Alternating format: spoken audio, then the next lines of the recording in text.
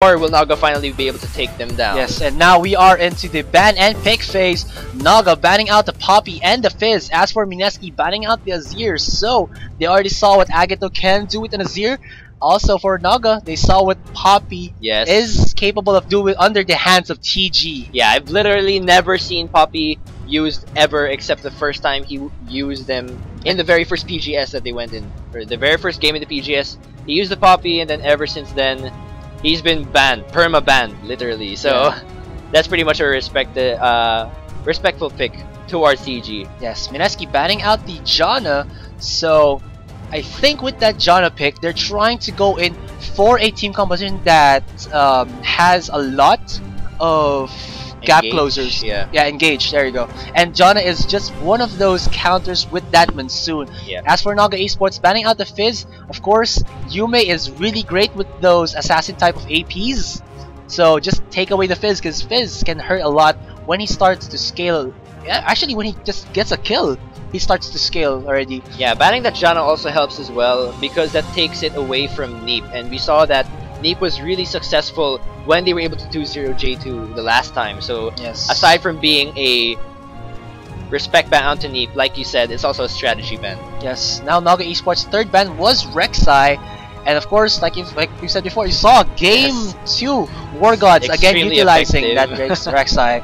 And Mineski banning out Irelia because, again, Irelia has been that staple pick in the top lane, and then if you're like the second pick team, you often ban her out because that's like, let's say, 70 to 80% chance that the first pick team will get that. But they did ban it out, and then Naga Esports did get the pick onto the jungle Sejuani. As for Mineski, Evelyn. I don't know if they're gonna lock in that one, because they did lock in the Jarvan, so that's unless they pull off the Jarvan top like we saw earlier, there we go. Okay, there we go. Because I was thinking that Evelyn has been reworked, just changed. Sorry, not reworked actually. 5.1 patch. Her Ravage, her E, does now, I believe, applies on hit effects rather than spell effects. So I think this can actually help her in the jungle, but I haven't tested it out because she's not like my main jungler right now, and I'm not really a fan of her. But we'll see. Actually, her buffs are sort of like quality of life buffs, because they also added a little bit of mana regen onto her. So I think they're more of trying to help her out survive in the jungle, but in the actual general strength in game, not so much. But as for C right now, Mineski did pick Lux.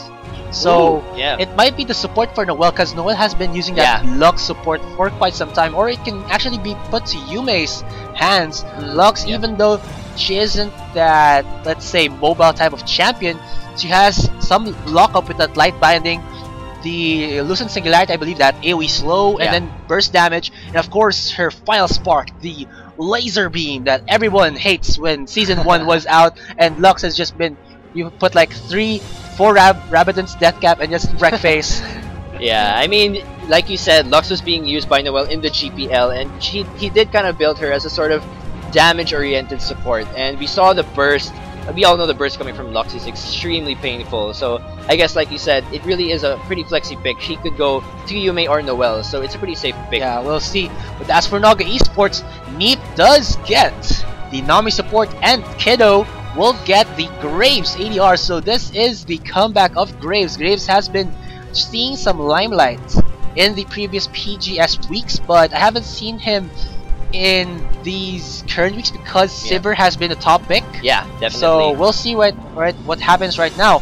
Mineski, Exa with the Sivir pick. Definitely one of the expected picks right now. I mean, like you said, Graves was really popular back in preseason, but since Sivir has become like a rising champion in the OGN ever since, I mean, we saw earlier, it's her effectiveness in the game earlier between J2 and War Gods, just extremely painful. That early game damage, especially when she gets going early on, very much painful, but they actually changed their mind. Vayne.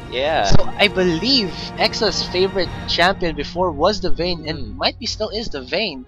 Vayne is, like, you know guys, is the Tumble Master, that tank killer because of her silver bolts. Also, the amount of mobility that she has with the I believe her ultimate combined with the tumble gives you that 1 second, what's it called? Invisibility, and then the condemned stun. Yeah. So that's a lot of damage coming in from them, and whoa. Ooh, it might be a Yasuo. Please be the Yasuo, because I haven't seen a Yasuo movement in a very long time right now.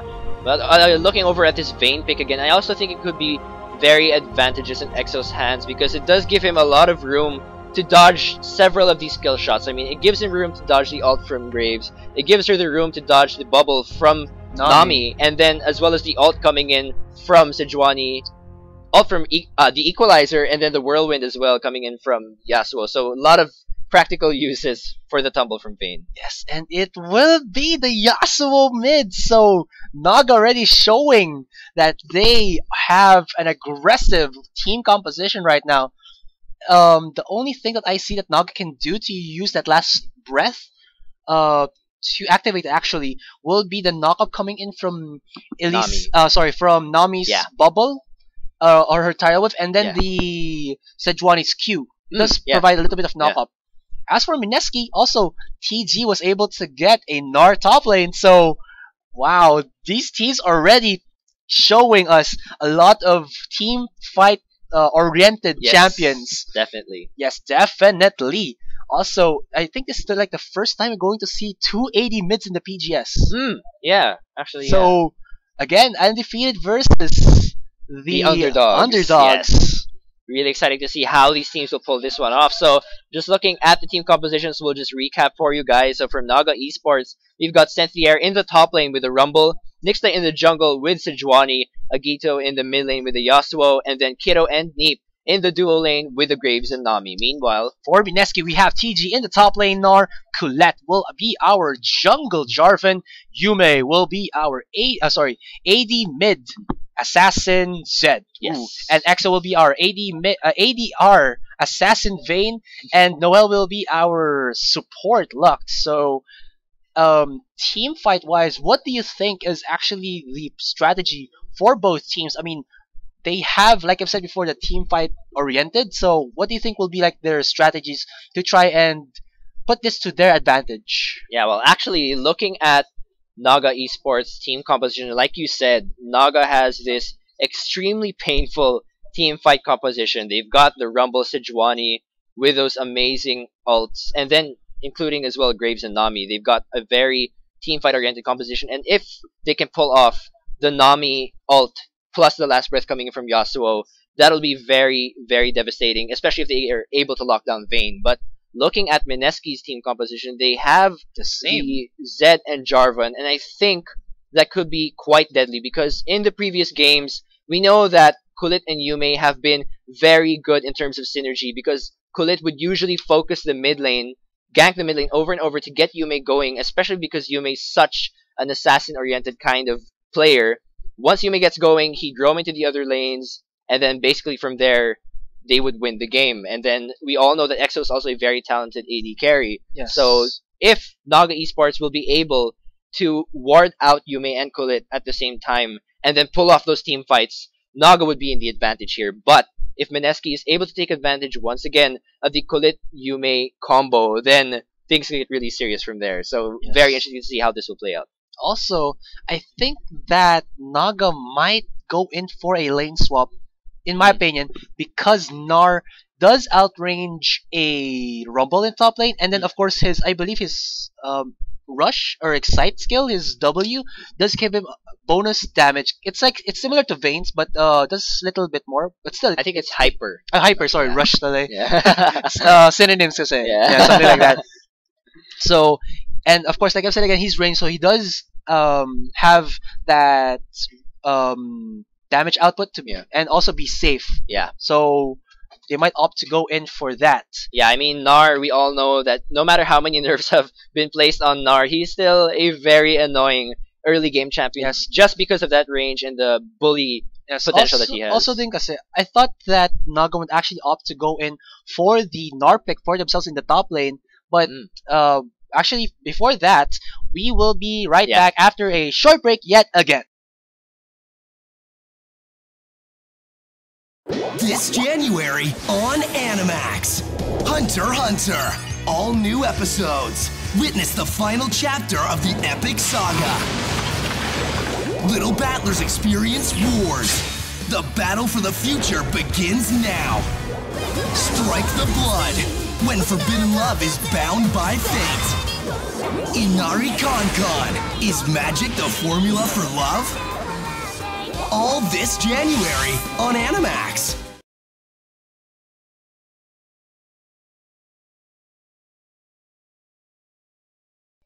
And we are back. So what I was saying before, they didn't opt to go for the not the Nar top laner, just because I think they already knew that Nar is not a reliable source of initiation. Just because you really have to look where you can use your Nar, which is his ultimate. Yeah. It's actually said Nar. Yeah. Yeah. So Nar. yeah. So what happens right now is that it's actually better for Mineski to have the Nar, because they don't need him for the initiation. They already have the Jarvan, they already have the Lux for the light binding. Zed can actually be the initiator if he can actually burst someone down, and then if he gets like enough rage, they can just follow up with his Nar, and then that's about it. As for Naga Esports, they did go in for that Rumble top lane just because his equalizer is a great disengage and engage tool. It can follow up, it can, like we've said, like I've been saying before in the previous games, it is a game-changing ultimate. Yeah.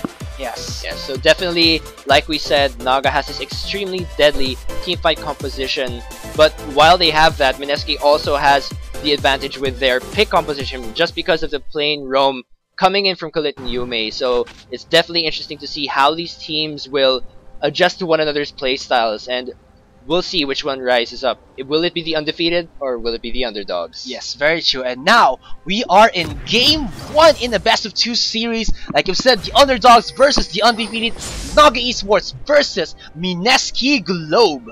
Yes, so definitely important to emphasize how this game will affect the standing of both teams, because like we said, Mineski being undefeated, they have 9 points now in the standing. Meanwhile, Naga has 3.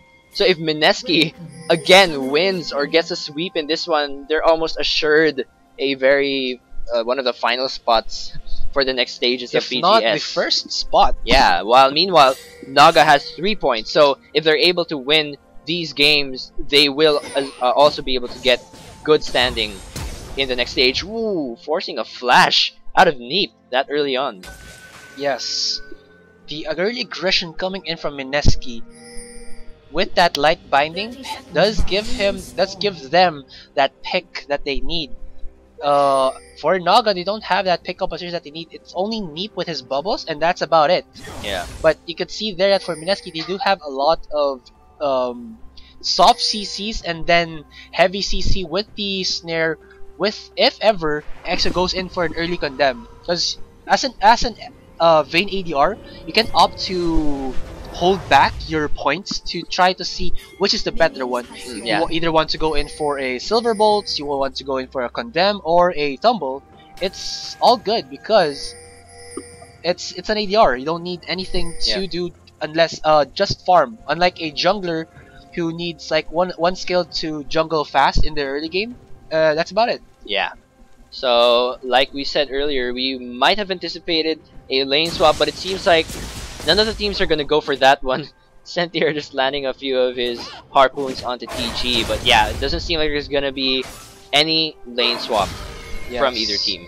I think Sentier, if he is a little bit cautious of the Nard damage, he might opt in and go for, I believe, a Seeker's Arm Guard first. Try to build in that armor and then just try to counter out the Gnar with his own damage. Yeah, although usually when I see Gnars go over into the game, ooh, never mind. Here comes another light binding onto Neep and the pause. The pause. Alright, so how unfortunate.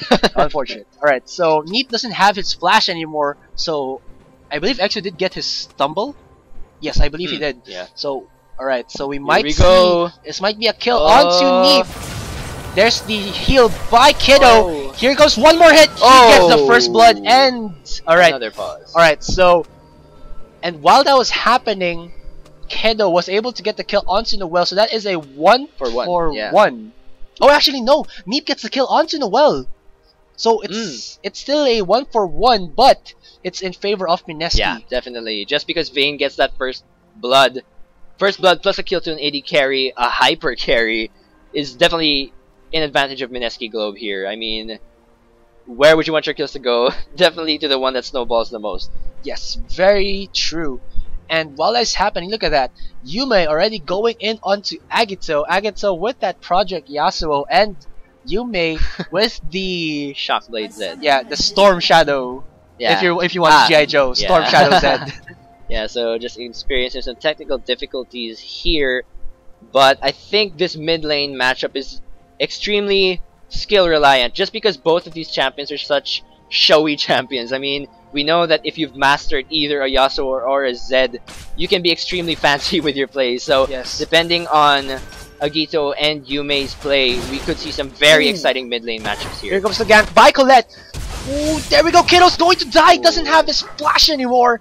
And the flag and drag secures the kill for Colette. Already 1 and 2 in kills. Yeah, definitely an easy gank there for Colette. And just because Colette has played Jarvan like a million times, and with his aggressive playstyle, and no wards coming in from Naga either in the river, that was a pretty easy gank for him. Actually, you can't point out the wards just yet because it is the So trinket early, word. Yeah.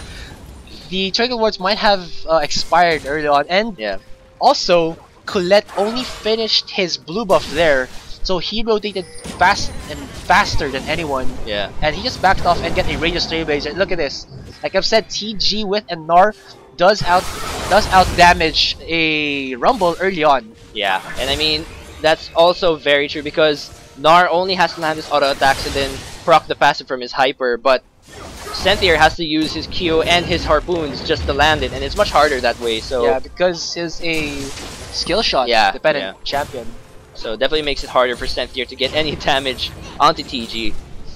Yes. And seeing that TG actually went for a longsword instead of a Doran's Blade, so he might opt for a brutalizer. Very aggressive Gnar start.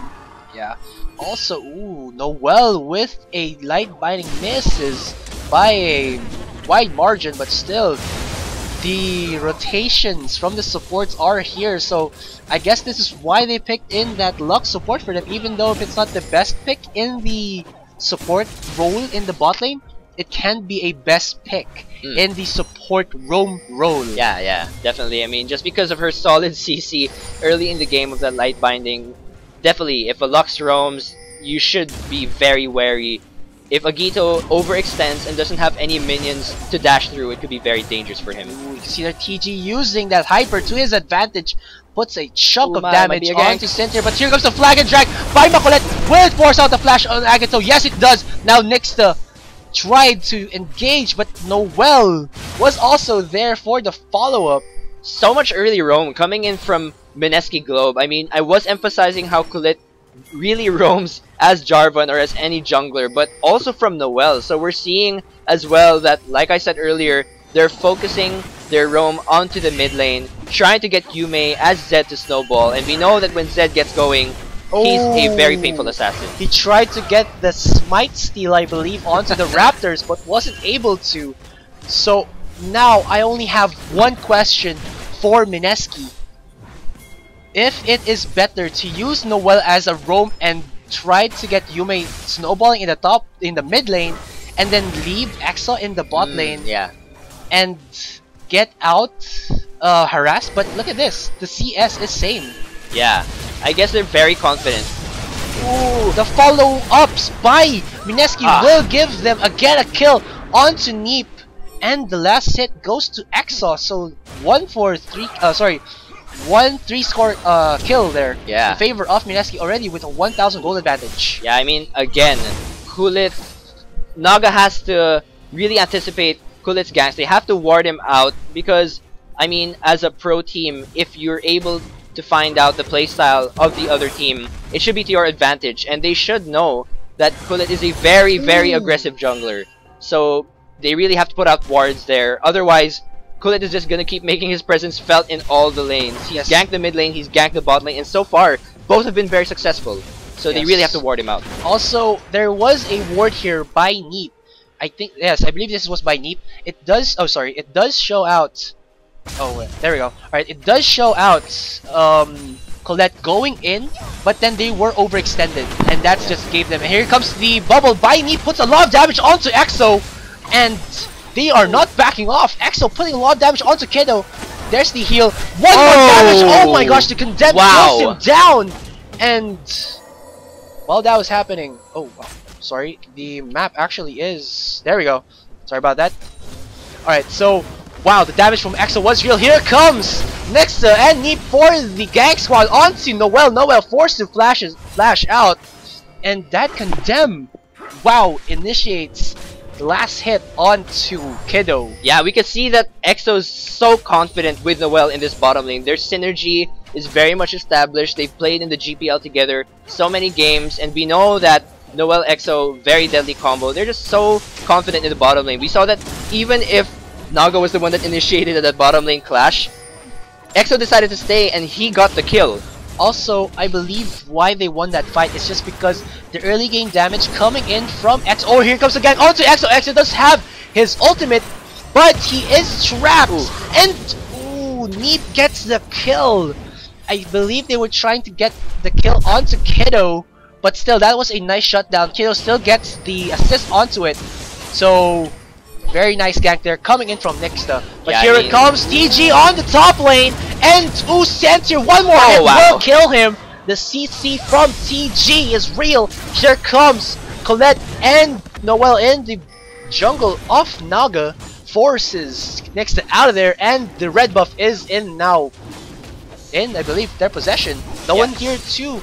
Ooh, will Neep be able to get the steal onto it?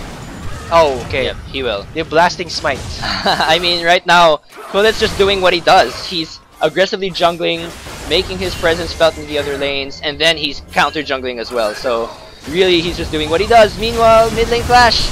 Ooh. Agato got bursted down by Yume. I think he should have tried a flash dash and then knock up onto Yume to try and get a kill, because the rotations coming in from Noel, I think he already saw that because they were going in for the counter invade, the jungle invade, sorry. Yeah. And I believe he should have just tried to do a play.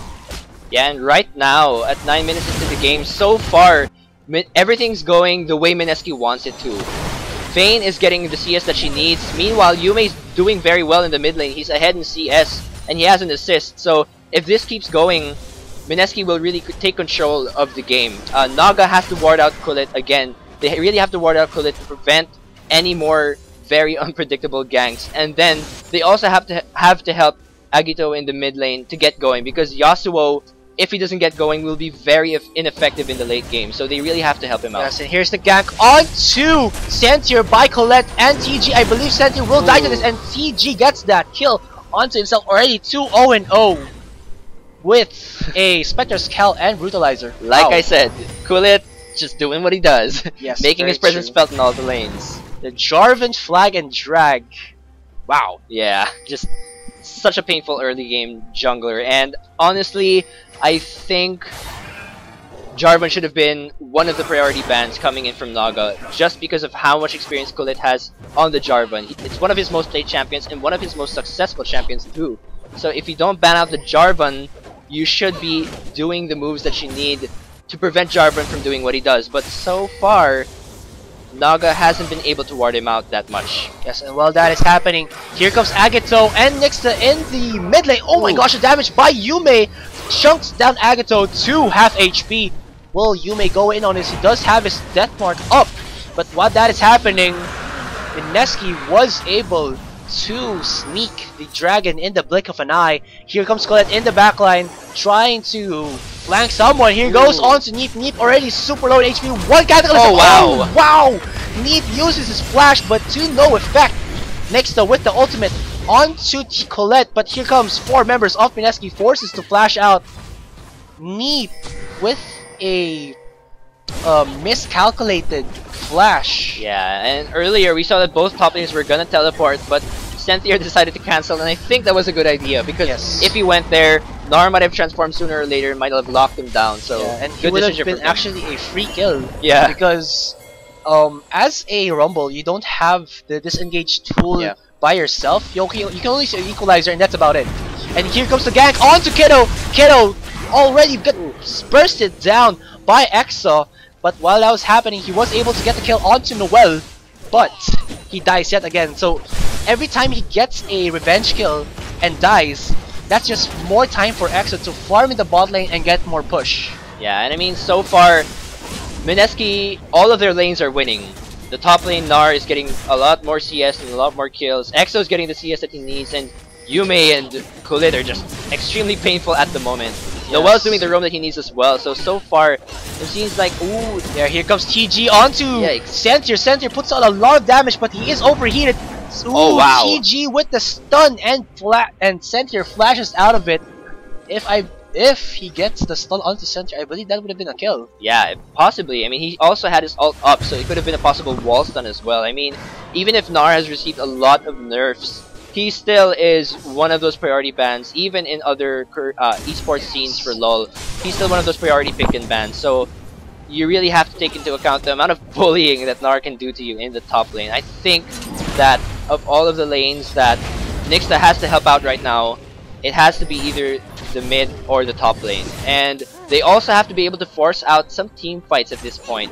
Maybe farm a little bit, and then once they've gotten their core items, they should probably be forcing out some team fights right now. So, in your opinion, Amplifier, what is like the counter strategy against Nar, or a counter champion in that matter? Because like I'm saying right now, he's a very dominant top laner. I mean, he has a lot of kit. He has disengage, he has engage, he has a let's say a get away from it all ability with his hop. Yeah. So what is a counter pick against a Nar?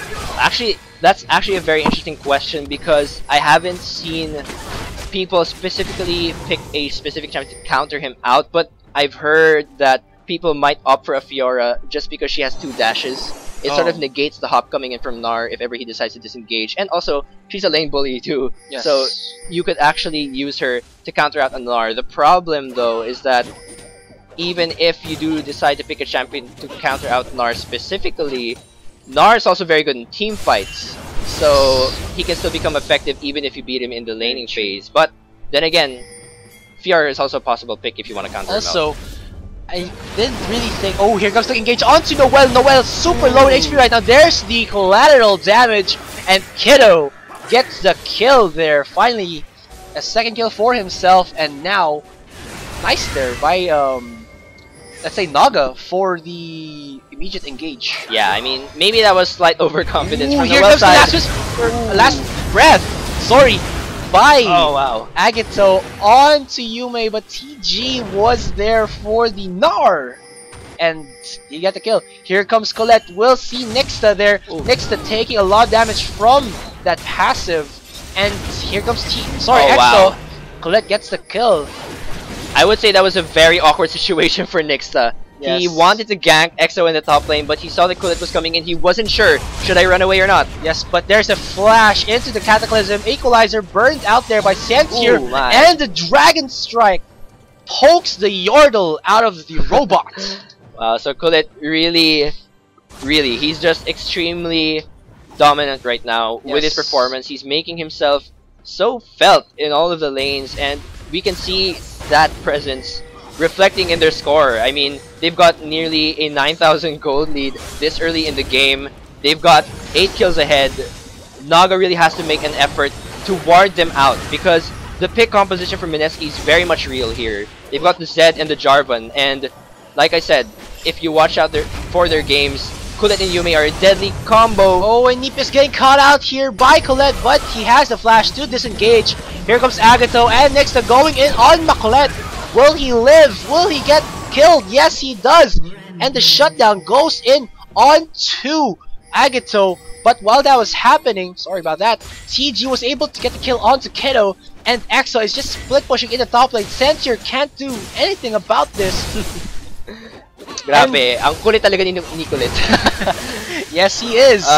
Also, I believe what Naga could have initiated to try and stop TG snowballing the top lane was to do that lane swap early on, because let's see what they have right here. There's a Gnar in the top lane. Oh, sorry. We can see right now that Yume going in onto Nixta. Nixta didn't take a lot of damage there. Was able to Q out of that. TG is now poking him in. That Hyper is chunking him down right now. He takes a lot of damage. Here comes Exo onto Agatha. Agatha uses his combinations. Oh, what a heal and flash and tumble by Exo. And oh, I thought that was a Naga with a Z. Oh, yeah, I thought he was gonna use his Razor Shuriken to kill Exo. My bad. All right, so while that was happening, they do get their second dragon buff. So what I was saying before, Ampli, is that they could have initiated the lane swap, because let's see what they have here. They have the Gnar top lane against a Rumble who, let's say, he does lose against a Gnar, and then in the bot lane we have Exo against Kiddo. And then that's a Graves against the Vayne. But we can see right now that TJ is getting caught out here, but he's putting a lot of damage onto Nixta, but he does get stunned, and yes, Kiddo with the shutdown. Let's see how much gold he has right now. Ooh, 5,100 to 8,000 compared to Exo, but still he's catching up. And they were losing the bot lane because of the damage output that Vayne and let's say Lux has in the early game. So with this lane swap, they could have countered it.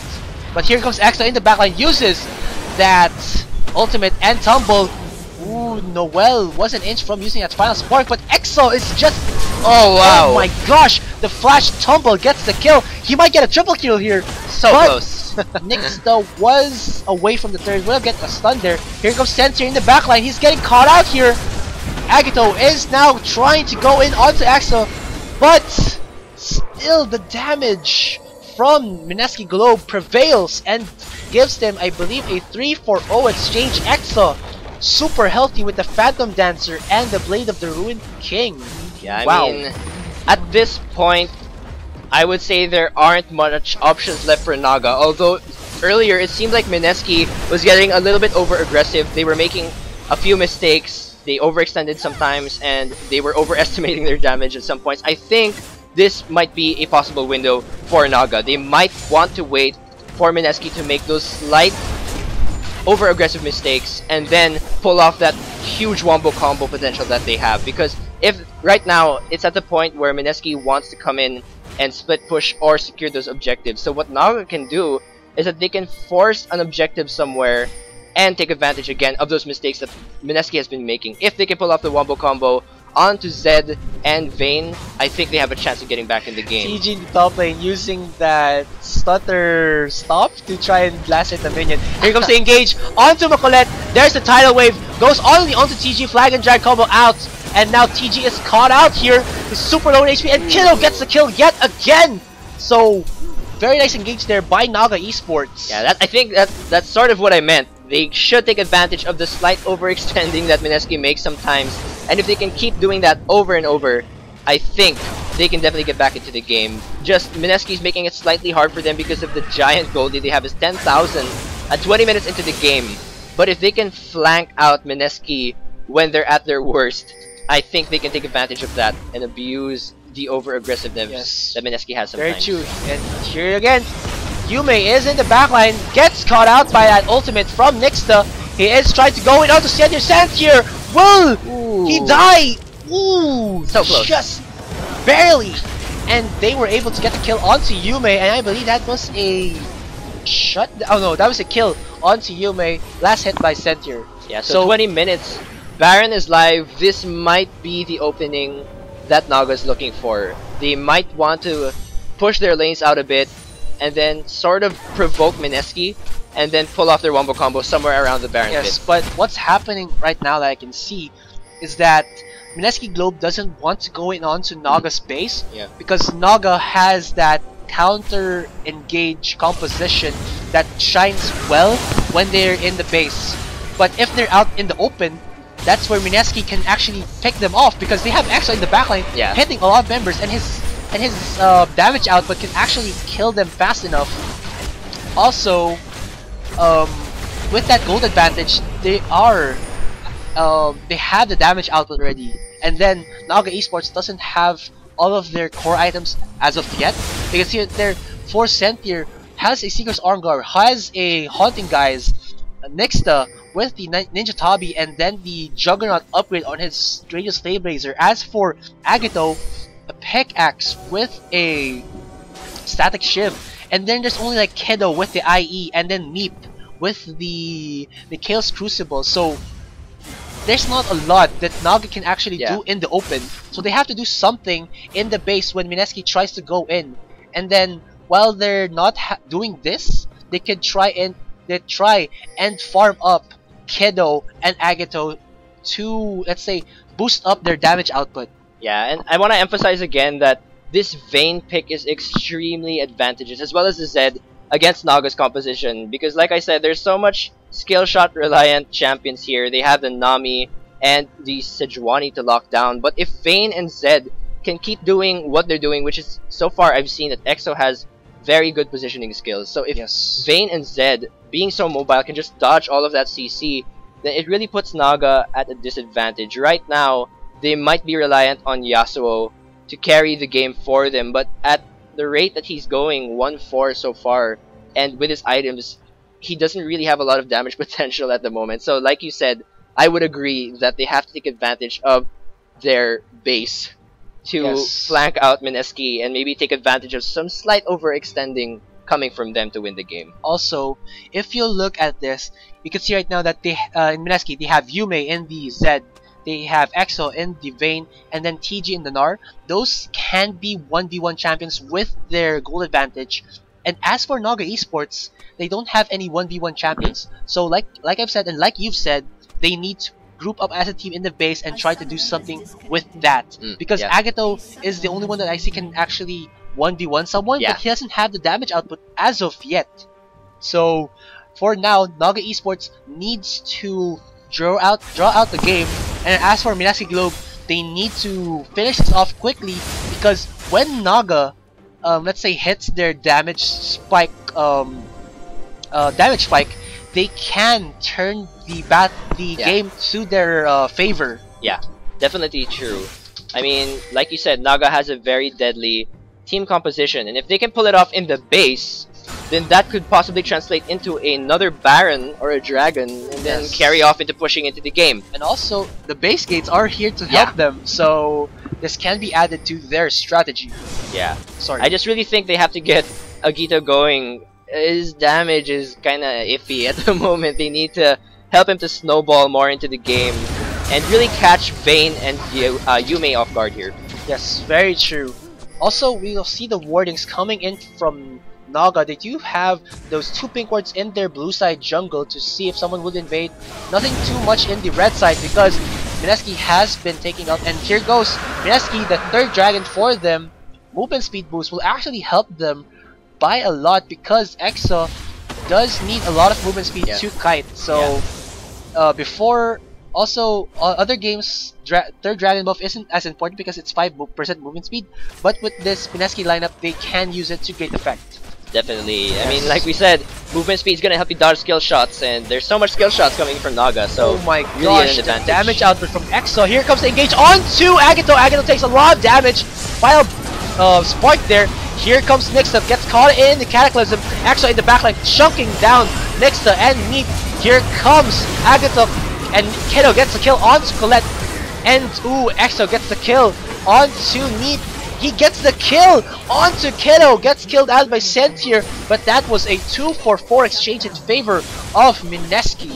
EXO was alive for a very long time in that fight.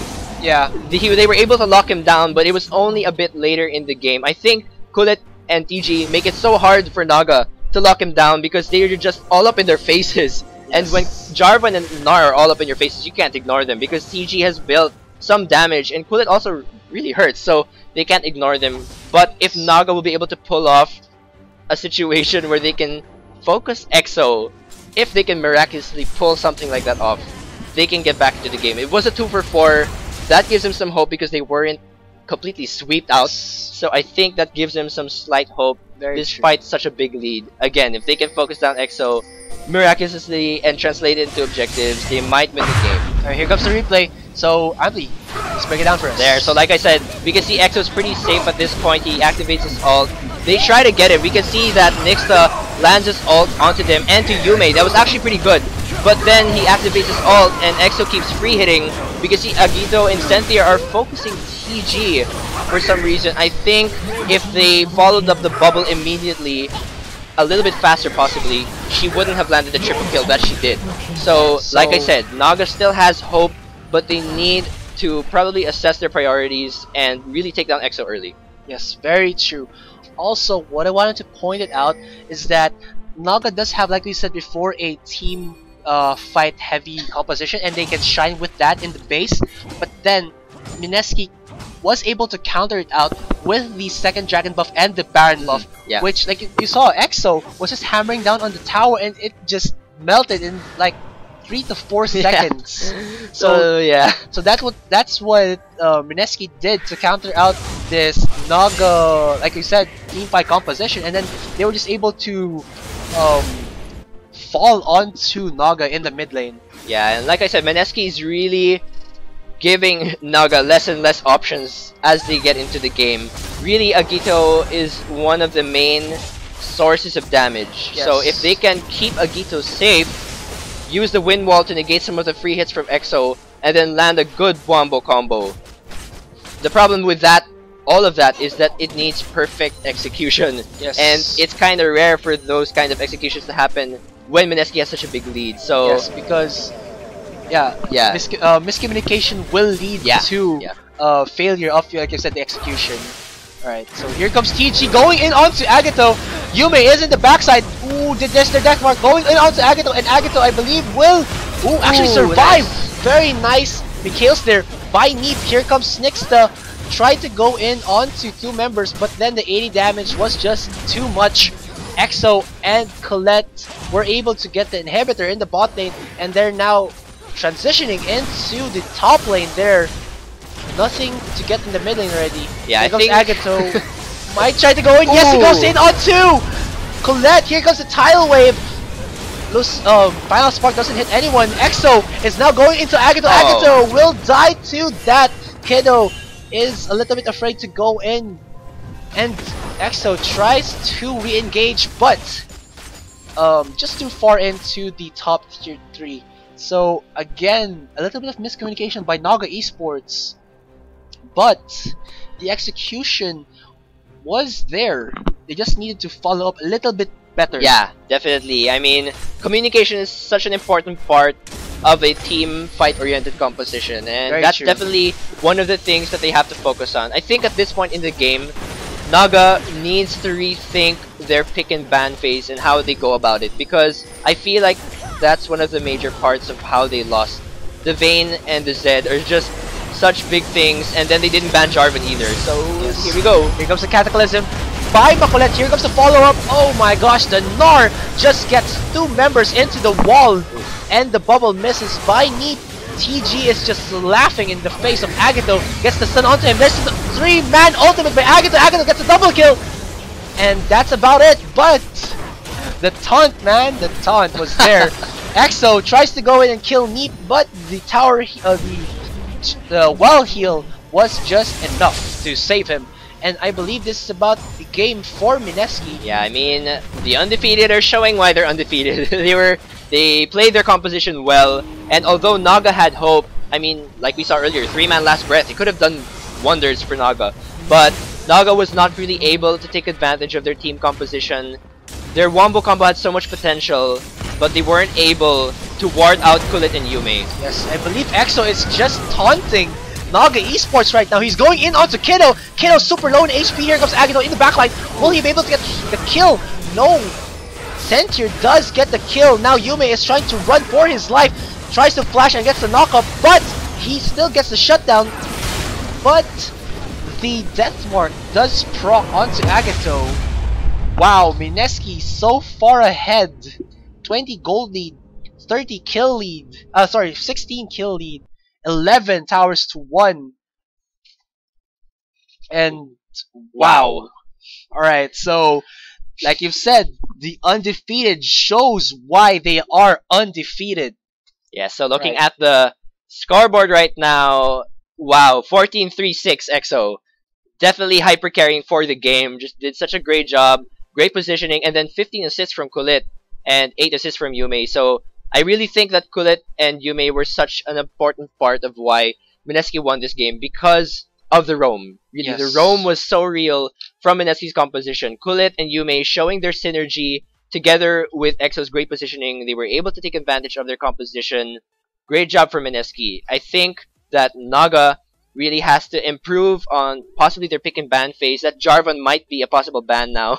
And then they also have to think about really the pick and ban phase because that Vayne was such a helpful pick for them. Yes, I can see it now. Here are the standings. Mineski.Globe gets already 1 point for that victory, making it a total of 10 points for themselves. Naga Esports still at 3 points. So there is still a game 2. So Naga can still come back from this and get a 1-for-1. But Mineski can get that stomp for themselves, giving them a righteous 3 points, making that a total of 12 points if they get a 2-0. So guys, what do you think about that game? You can post your comments, your thoughts on what it is at PGS in the Twitter. And wow, that game was intense. I mean, Naga Esports did a very good job with Kiddo getting a lot of shutdown kills, but then Mineski just followed up all of their aggression. All of those aggressive plays just gave EXO, gave TG, gave Yume all those early game gold, and then they just snowballed from that. Yeah, I mean, Kulit really, again, made his presence felt in all the lanes, so I think Naga really has to make their vision game more real. Upgrade that vision game. Yes. So we will be back after a short break. Again, I am GS Asarai with an I, and alongside here with me is GS Amplifier. And we will be right back.